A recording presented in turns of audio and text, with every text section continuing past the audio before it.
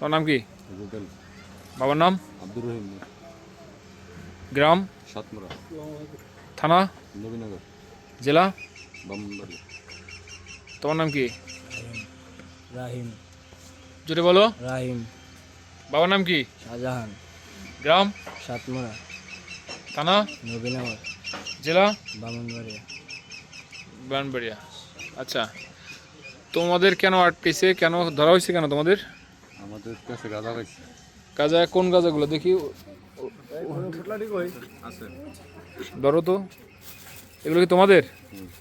বের করো তো,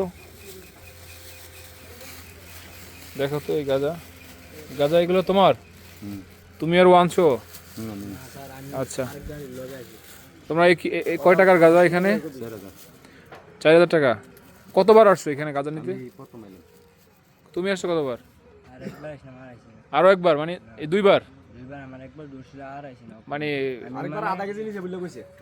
মানে দুইবার আসছো তুমি? আর তুমি? আমি প্রথম আসছো। আপনারা কি সবাই দেখছেন ওদের যে গাঁজা গাঁজা পাইছে? দেখছেন?